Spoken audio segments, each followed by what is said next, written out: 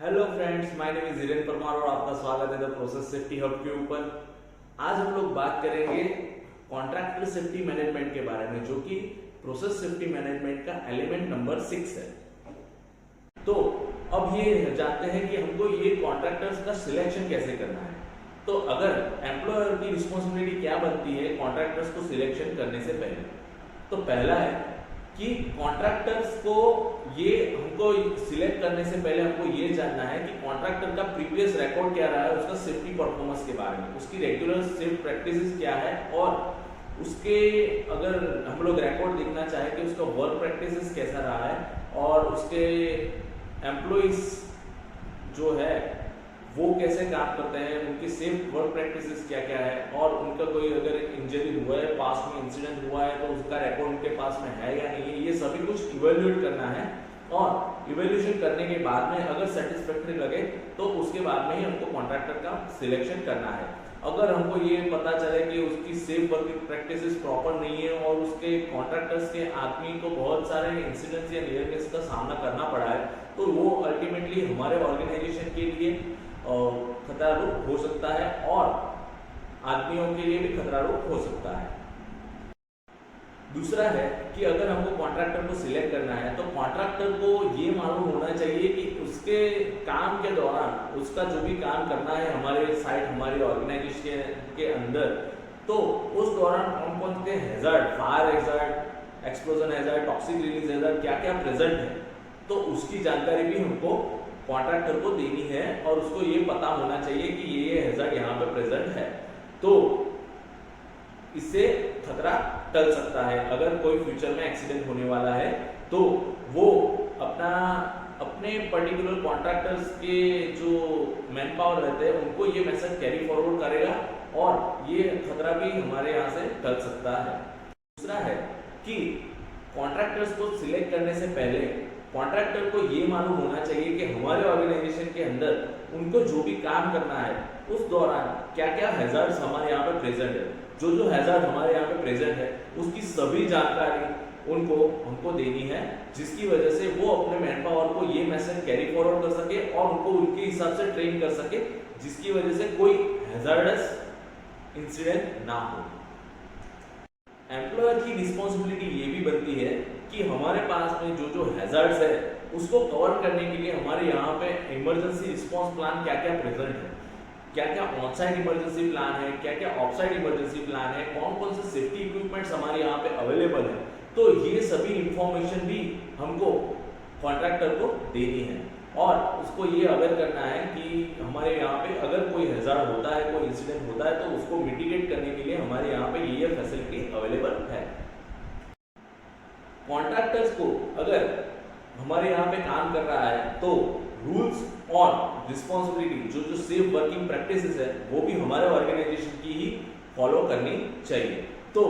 Employer की जवाबदारी ये भी बनती है कि सेफ वर्किंग प्रैक्टिसेस जैसे कि hot work permit, height work permit, confined space permit, excavation permit, कोई भी परमिट है उसकी प्रॉपर प्रोसीजर डेवलप करें और उसको प्रॉपर फॉलो करें। ये जो प्रोसीजर्स हमारे यहाँ पे अवेलेबल है उससे हमको कॉन्ट्रैक्टर्स को अवेलेबल कराना है और ये मैसेज कॉन्ट्रैक्टर थ्रू कॉन्ट्रैक्टर के मैन पावर को भी जाना चाहिए। एम्प्लॉयर की रिस्पॉन्सिबिलिटी ये भी बनती है कि अगर हमारे यहाँ पे कोई कॉन्ट्रैक्टर काम करने आ रहा है तो उसकी सेफ वर्किंग प्रैक्टिसेस कैसी है, तो उसको इवेल्युएट करने के लिए अगर वो हमारे यहाँ पे काम कर रहा है और हमने उसको अप्रूव भी कर दिया है, वो हमारा अप्रूव वेंडर भी हो चुका है और हमारे यहाँ पे काम भी कर रहा है, तो उसकी सेफ वर्किंग प्रैक्टिसेस कैसी है उसको भी हमको कंटिन्यूअसली इवेल्युएट करना है और अगर कोई खामी दिखे तो हमको कॉन्ट्रैक्टर को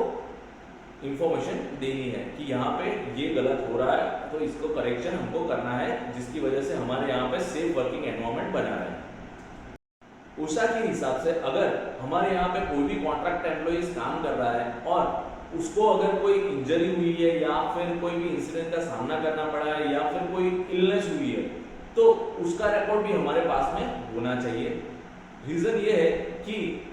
कई केमिकल्स ऐसे होते हैं जिसकी डिलेड इफेक्ट आती है, तो डिलेड इफेक्ट के दौरान अगर कुछ हुआ जो कि हम अंडरस्टैंड नहीं कर पाए और कोई कॉन्ट्रैक्ट एम्प्लॉय की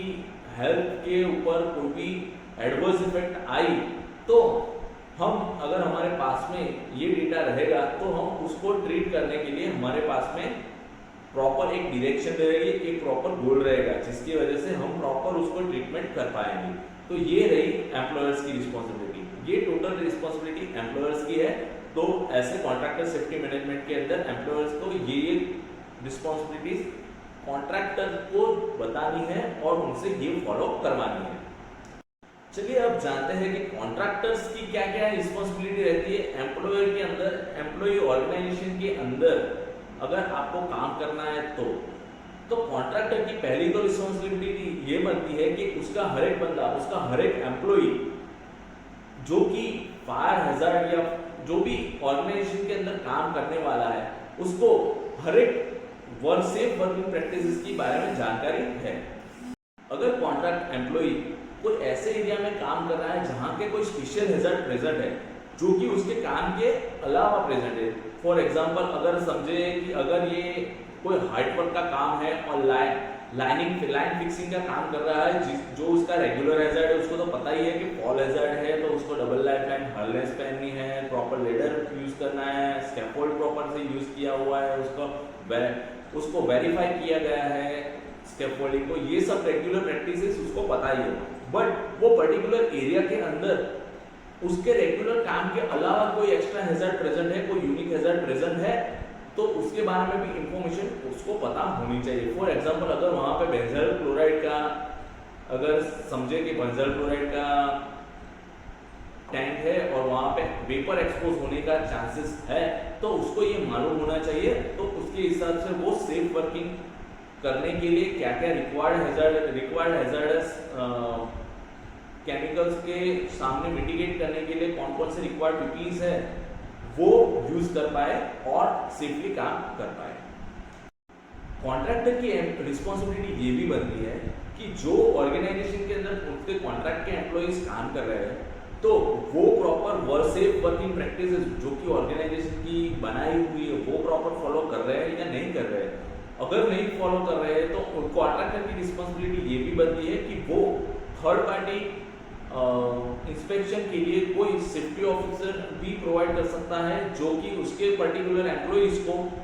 गाइड करे कि सेफली काम कैसे करना है और अगर कोई मिसगाइड हो रहा है तो उसको प्रॉपर रास्ता दिखाए और अनसेफ एक्ट करने से रोके। और अगर हम लोग बात करें